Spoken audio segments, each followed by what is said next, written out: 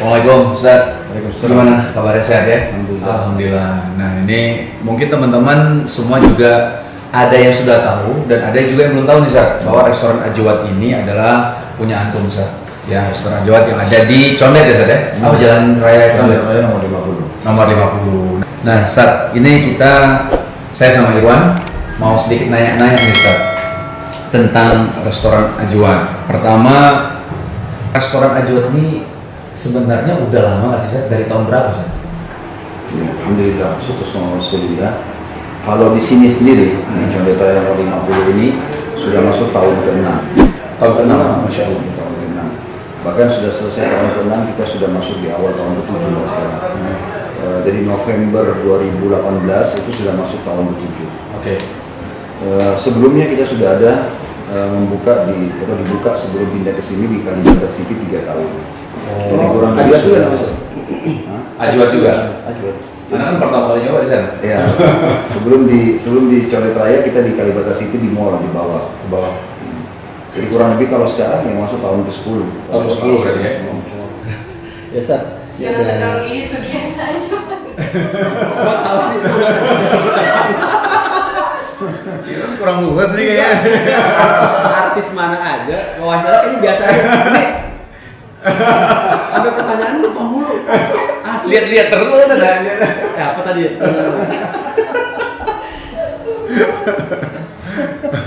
Masya Allah. Baca. Baca lagi. Biasanya ada pertanyaan, kenapa kepikiran bisnis kuliner? Sebenarnya secara pribadi memang saya suka kuliner, walaupun tidak bisa masak ya. Artinya berarti Sat? ya, artinya suka mengetes makanan. Oke. Ya, selama itu halal, maka nggak ada masalah. Oke. Saya gitu. Ya, terutama makanan Timur Tengah karena memang dasarnya saya 7 tahun tinggal di sana kan. Jadi dari SMA sampai S1 di Madinah, jadi hampir tiap hari menghadapi makanan-makanan seperti ini. Terus waktu saya balik ke Indonesia, terus tinggal di Jakarta, kok masih sedikit sekali ya yang menjual itu. Masih baru beberapa lah, mungkin baru 2-3 restoran. Itu pun juga masih tidak seberapa ramai gitu kan.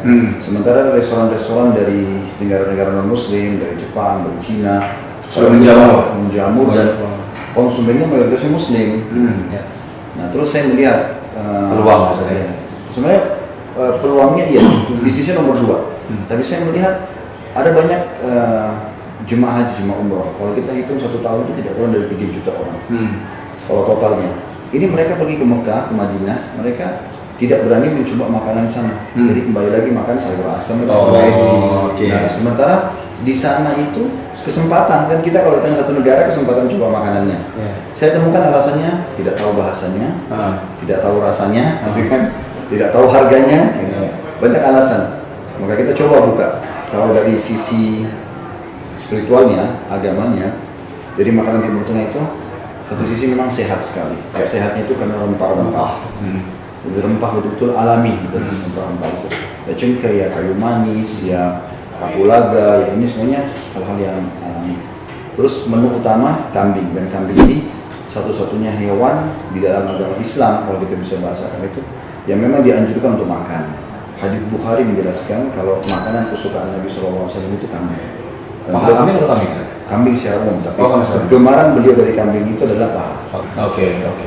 Jadi yang nggak suka kambing itu boleh sebenarnya. Sayang ya, kalau ada pahala di situ saja ketika kita makan Nah, itu ya. Permasalahannya ada misi spiritual di situ. Hmm. Ada sesuatu yang sedang kita promosikan untuk bisa disampaikan kepada konsumen. Ini bukan cuma sekedar makanan Timur Tengah loh.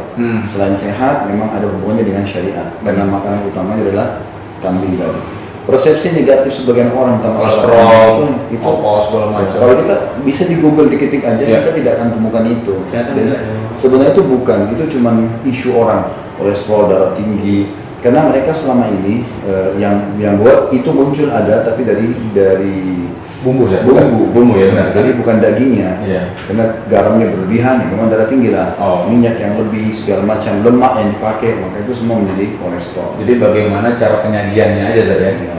Step selanjutnya regulasi di sini, Zat, regulasi untuk karyawan. Karena waktu itu kan Ana pernah waktu datang ke sini, Ana tanya, musola di mana ya? Musola untuk siapa kata, gitu kan? Kalau untuk akhwat ada di sini, kalau untuk ikhwan silakan keluar, gitu kan? Nah ini kan Masjid maksudnya, masjid. Iya, maksudnya saya keluarga, maksudnya ke masjid gitu. Bilang, oh kenapa? ya kan memang laki-laki sholatnya di masjid. Oh siap. Itu gimana Zat? Kita juga mudah-mudahan jadi semangat buat kita juga ya, yang punya karyawan juga di kantor Zat. Gimana Zat? Ya alhamdulillah total karyawan cukup banyak ya. Kalau untuk di resto sendiri itu tidak kurang dari 30 orang. Dan memang di sini Anda pribadi buatkan program-program. Program-program yang pertama itu wajib sholat berjamaah di masjid. Dan di sini kalau 10 menit sebelum azan itu kita sudah terima orderan lagi. Kecuali sudah order sebelumnya. Jadi kita ingatkan ini sudah mau masuk waktu sholat, pegawai semua akan ke masjid. Maka kita tutup. Kalau mau nunggu habis sholat silakan. Kalau enggak ya sudah nggak masalah. Itu wajib. Itu mereka juga kita arahkan laki-laki ke masjid di sebelah restoran ada BLK, Balai Pelatihannya Pemda untuk kelas itu ada sebelahnya. Ya. Terus juga kita khusus di Ajurat kita nggak ada pegawai perempuan. Ya. Dengan tujuan memang supaya tidak ada ikhtilat, bercampur baur gitu kan. Karena kebanyakan restoran setelah dibuka kesempatan untuk itu akhirnya terjadilah janjian pada saat keluar ini segala macam gitu. Menghindari itu saja. Kita hindari, makanya kita khususkan laki-laki saja. Dan juga dari satu sisi yang lain, di sini kita wajib ikut tahsin dan tahfidz Quran. Semua pegawai. Jadi setiap Senin dan Kamis itu kita datangkan dulu dan ruangan VIP ini bisa dipakai untuk teman-teman staff dan mereka bergilir. Kalau yang shift pagi masuk pagi, shift malam mereka ngajinya malam atau sore. Itu karyawan berarti Zat? Yang waktu kemarin pada dekat tuh jadi lagi merojaah Zat, itu karyawan? Ya. Masya Allah. Jadi kita punya program. Kayaknya kita kalah. Jadi mereka wajib tahsin dulu, memperbaiki bacaan. Terus saya bilang sama gurunya, buatkan program tahfidz Quran. Jadi gurunya bawa semacam kurikulum. Mau tahfidz berapa lama nih? Misalnya setahun, 2 tahun, 3 tahun. Nah nanti kalau dia mau, lalu gurunya akan pandu untuk itu. Target saya sih pribadi, minimal kalau mereka keluar dari sini bawa Al-Quran lah. Masya Allah. Dan kalau insya Allah dalam 2 tahun, 3 tahun, kalau mereka makin cepat hafal Quran, kayak 2 tahun hafal Quran, itu kita kasih bonus 10 juta. Masya Allah. Kalau 3 tahun, kurang lagi dan seterusnya. Nah, itu memang wajib, dan itu kalau tidak ikut, itu salah satu program, kalau diantara tidak sholat berjamaah, mereka tidak ikut tahfidz Quran, gitu kan? Maka ini lebih kita prioritaskan untuk dikeluarkan daripada telat datang, gitu. Allah. Jadi ini kayak menu utama gitu dari staff itu. Kira-kira ada pesan nggak untuk pengusaha muslim? Ini kan antum maksudnya ya kita bilang sebagai bisnismen juga nih Zat. Kita juga kan merintis juga menjadi seorang pengusaha juga nih Zat. Dan banyak teman-teman kita, saudara-saudara kita juga yang mencoba untuk berwirausaha nih Zat. Ada pesan-pesan nggak Zat untuk pengusaha muslim Zat? Kalau saya sih pertama sebagai seorang muslim semuanya umum ya, butuh keikhlasan dalam mengerjakan segala sesuatu, karena sesuatu yang mubah saja dalam Islam itu bisa menjadi sunnah. Seperti misalnya orang tidur itu mubah. Tidur boleh, nggak tidur juga nggak masalah. Atau makan, minum bisa mubah. Itu maksudnya mubah, tapi bisa menjadi sunnah dengan niat saja. Innamal amal binniyat, sesuai dengan niat semuanya. Jadi kalau kita tidur niatnya karena ingin memberikan haknya jasad sehingga lebih kuat, lebih sehat, lebih semangat untuk ibadah misalnya, atau kita makan dan minum karena ingin merawat jasad, karena rasa lapar Allah munculkan karena peringatan buat kita dari sang pencipta Allah, pencipta tubuh ini, tubuhmu lagi butuh energi, kalau haus tubuhmu lagi butuh cairan, kita pelihara atau makan dan minum dengan niat memelihara jasad yang Allah amanahkan, jadi berubah jadi pahala kan? Ya. Nah sama juga dengan bisnis, jadi bukan cuma sekedar bisnis bagi seorang muslim, bagaimana dia ikhlaskan niatnya untuk mengejar keutamaan menjadi seorang pengusaha. Karena kata Nabi SAW dalam hadis sahih, at-tajiru as-saduqu al-amin ma'an nabiyyin was-siddiqin wasyuhada was-salihin. Orang tajir, pengusaha yang jujur, terpercaya, mereka akan bersama dengan para nabi-nabi, para syuhada, para orang-orang siddiq dan sholihin di surga nanti. Jadi memang ada level di situ. Mungkin dari makna hadis ini, mungkin ibadah mereka tidak terlalu maksimal, tapi karena mereka jujur dan baik dalam bertransaksi, maka Allah satukan sama para nabi-nabi. Maka ini harus butuh niat untuk itu. Kemudian yang kedua, saya melihat terutama di Indonesia ya, masih banyak pengusaha kita yang terpengaruh dengan sistem-sistem yang salah, keliru. Seperti mereka menggunakan pelaris, jasa dukun, peramal, penyamun gitu kan. Dan itu sudah menjadi sesuatu yang lazim, yang harus gitu. Kalau itu berarti syirik ya Ustaz? Iya, itu dari syirik. Jadi mereka menganggap tidak bisa laris kalau tidak begitu. Padahal sebenarnya Alhamdulillah kami termasuk praktisi di lapangan dan bisa berjalan seperti restoran, toko, travel dan banyak yang kita kembangkan itu hanya dengan menu sederhana. Dan saya sangat yakin kalau 3 hal ini dipenuhi maka akan aman. Itu modalnya halal, sistemnya halal, produknya halal. Selesai, aman. Dengan ikhlas tadi, dengan poin yang kedua ini adalah mempersatukan antara modal halal, produk halal, sistem halal, maka akan aman.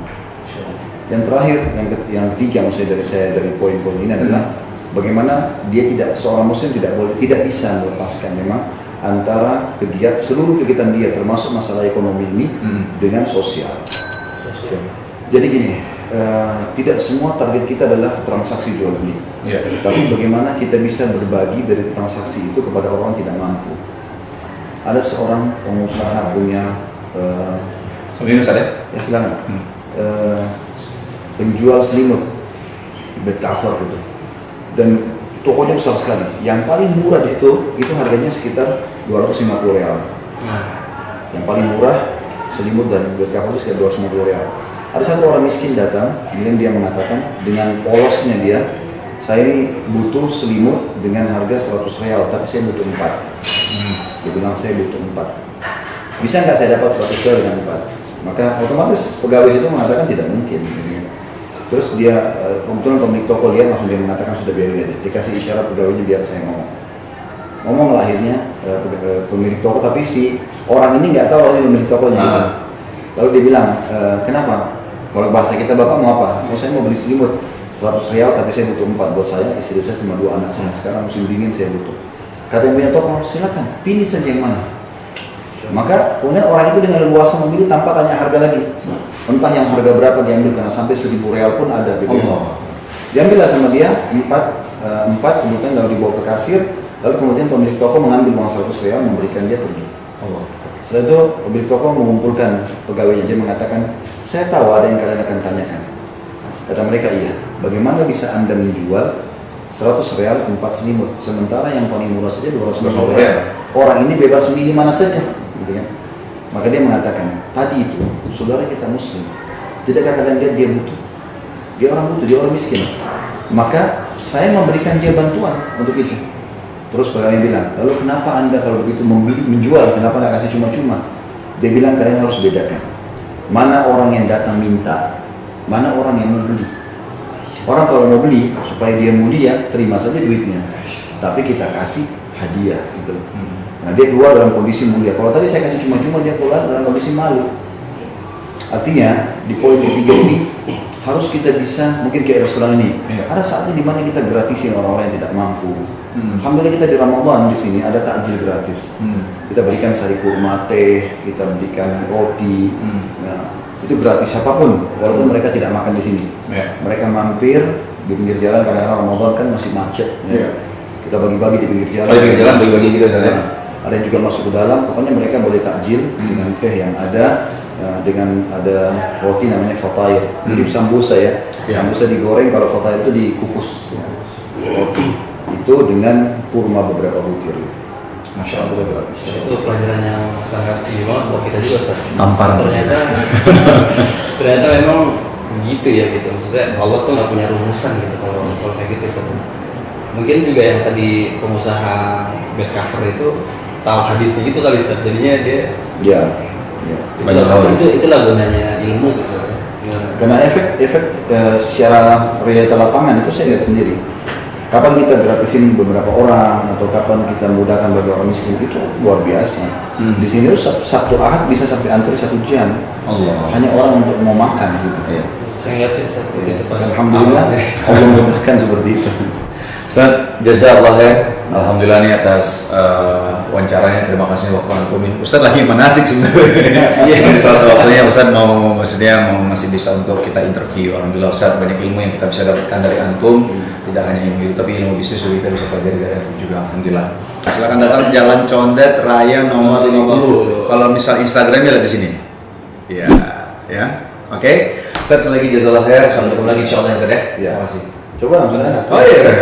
Sampai minum. Cocoknya nih, botol nih. Cocok kan? Antum keinginan nggak? Aman?